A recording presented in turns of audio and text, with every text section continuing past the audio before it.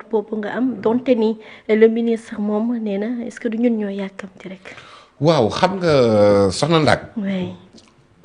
boo amee sa alal. yore sa bien. ñu luubal ko. oui. nga porté ji plainte. oui. c'est normal. bu yéexee nga am inquiétude. c'est normal boo ci gisul ay démarches nga posé wu ay questions.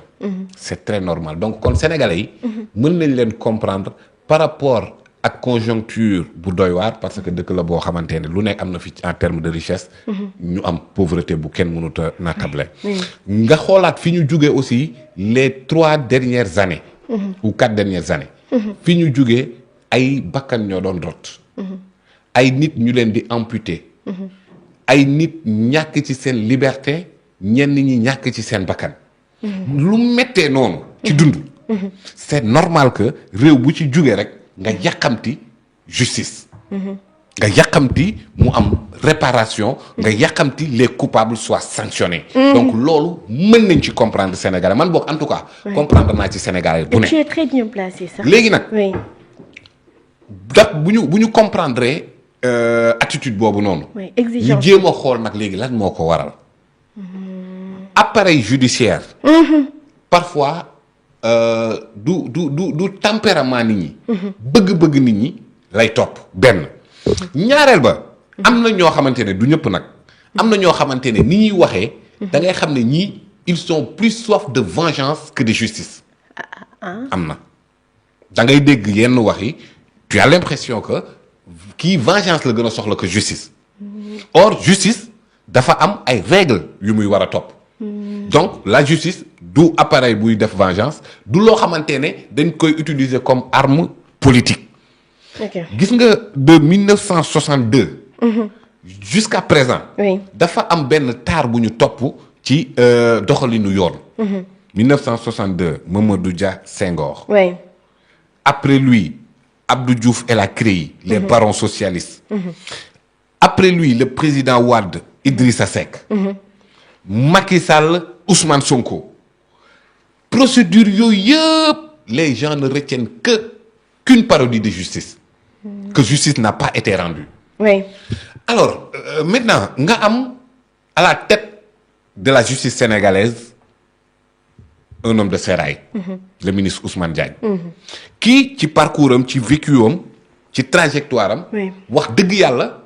parcours la boo xamante ne sénégalais yépp booloo la nangu ne parcours bu élogieux la. mu nekk ci système judiciaire boo xamante ne ay ndaw yu mu formé ñoo ci ne. oui.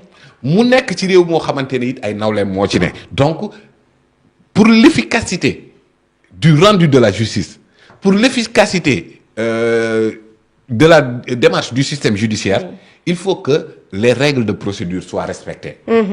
Je m'explique. Oui. Idrissa Seck Abdoulaye Wade. Oui. Macky Sall Karim Wade pour man Karim Wade et les deniers publics c'est une culpabilité qui relève même de la flagrance. absolument. mais est-ce que xam nga ne Karim Wade n'est même pas poursuivi pour les infractions liées aux deniers publics. même pas poursuivi yi ñu ko doon def. c'était même pas lié ak ay deniers publics enrichissement illicite. Oui. mu mel ni yàqamti liquider benn adversaire politique fan la mujjee. ñu toog fenn dërëmu askan bi dellu siwul. oui. ñeneen ñi ñu doon toppaale bul fàttee le procureur Ndaw ak listam ba woon. oui. bul fàttee madame Aminata Touré ministre de la justice d'alors lañ doon wax yëpp est-ce que Sénégal rétablir na justice. ci période Abdoulaye Wade. est-ce que la réduction des comptes du régime Wade a été fait sous Macky Sall? Non.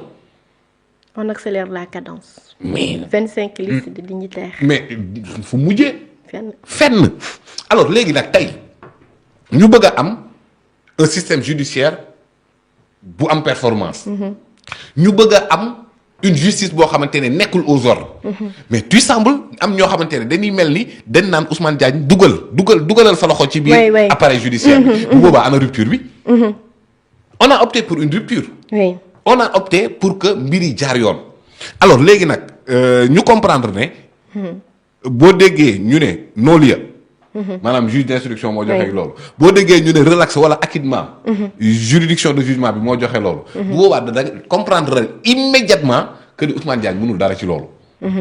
parce que bu dugalee lox bu mënee dara ci loolu rek mooy ne la woon niwul bu mënee dara ci loolu rek mooy ne on a continué ces pratiques qu'on n'a jamais cessé de dénoncer sous les régimes précédents li ñu bëgg moom mooy système judiciaire boo xamante ne justice bi dafay am les coups de franche léegi nag le parquet bi nga xamante ne moom moo nekk ci hiérarchie wu le ministre parquet bi xoolal fonctionnement am depuis un certain temps ñi nga xamante ne les chroniqueurs judiciaires ñi fréquentent tribunal xam nañ ne il y a une organisation vraiment exemplaire du parquet actuellement nii léegi nag c'est normal que sénégalais bi nga xamante ne justice bi ni muy doxee yow bëggee woo ko noonu soit vengeance nga bëggoon wala leneen c'est normal que kooku mu jur frustration ci côté alors léegi xoolal ñi nga xamante ne ñooy gën a wax Ousmane Sonko le premier ministre le président Diomaye récemment ci benn interview avec la presse yenn membre de Pastef taxaw di ñaxtu ci justice ni muy doxee loolu c'est inédit au Sénégal absolument c'est inédit c'est-à-dire parti au pouvoir dafa mës a mbég ci justice ni muy doxee parce que justice aux ordres la woon de l'exécutif léegi nag tey jii nii avec la rupture actée da ngay gis ne man damay toog di yuuxu ne waaye justice defal lii defal lële mu ne ma yoon laay jaar dëgg rek te loolu moom mooy liñ doon xeex loolu moom mooy rupture ba nu bëggoon léegi nag effectivement ñun ñi nga xamante ne ñun ñooy le contribuable sénégalais yaa xam te ne noo jot suñu xaalis te nag xam nga ne dañoo dóor suñu xaalis ah oui bien sûr impérativement nee naa la suñu ay richesse ak suñuy potentialité ak suñu niveau de pauvreté cadence de développement bi ñu nekk ça prouve que ni on a toujours dilapidé nos deniers publics loolu c'est flagrant donc da ngay confirmer ni rupture am na ci yoon ni muy doxalee impérativement parce que ay fee laa la jox léegi nag ku d'accordul ak man andi waatal ay fee rek nga teg mu nekk débat di daal kese parce que lii ma la wax nii bu dee gisoo ne ñi bokk ci Pastef ñi ngi ñaxtu ci doxalinu justice kon ça veut dire que ni justice bi nekk lu fu Pastef que le ministère de la justice est un ministère de la République du Sénégal pas d'une formation politique yenn saa yi nga dégg waa boor bale kaas kon justice bi nekkalu fi ma Samba nekkalu fi ma Demba droit képp la fi nekk. mais Pape Moussa ñu desandi ci justice bi. ndax Farba Ngom yëkkati moom itam koppar tegaat ko ci table bi pour am liberté provisoire ñu daal di koy xamal rek ni ay avocat saisi am na ci alalam lu toll ci 11 titres yoo xamante ni moom moo ko moomoon ñu ni dañ ko saisir loolu itam ban njàngat nga nu ciy defal ak yu ni mel xam nga ñoom boobu ba léegi ñi ngi gis ni ñi ngi continuer di wéyandi di sàkku liberté provisoire wala sax médiation pénale. yoon maye na ko demal xool ndax bërëb bu mel ni ONRAC office national de recouvrement des avoirs criminels. lan moo ko tax a jóg ci réew mi. lii nga wax nii. kon kay bu dee dem nañ ba wutal ko kuréel c'est pour l'appliquer. même ci biir enquête scientifique. ONRAC boobu noonu mënoon na am yu mu téye léegi nag effectivement yoon mi ngi ci trajectoire am. il est présumé innocent. jusqu'au moment où l'on parle. condamné wuñu ko. justice bi mi ngi def liggéeyam. mais lépp li nga xamante ne mi ngi ciy am ce sont des règles de procédure yoo xamante ne boo tijjee texte yi fekk ko fa. léegi nag cautionnement juge bi mooy apprécier. parce que kat nit mën nga cautionner ba pare daw de ah waaw mën nga cautionner ba pare daw. mais cautionnement bi ñu foog ni ñu bëri dañuy jàpp ni bu ñu jëlee alal bi rek. day garanti ni yow da ngay toog. nu mu koy garantir juge bi mooy apprécier. c'est l'appréciation souveraine du juge. de quel juge dont tu parles. juge d'instruction. te nee naa la woon bu dossier nekkee ci juge d'instruction. kenn mënalu ko dara kooku cëggalu gu yom la yor. waaw bu dee rek dañoo bëgg une justice indépendante un magistrat du siège moom lépp lu mu def na ko teg ci règle de droit. bu tegul ci règle de droit. après vice de forme lay am da ngay génn dem sa yoon. donc kon kay même bu doon dafa def loo xamante ne c'est illégal ou c'est irrégulier. Farba Ngom et ses avocats. dañuy dem dóor exception de nullité après mu jeex. maanaam daf leen di arranger. mais nag les actes. qui sont posés jusque là.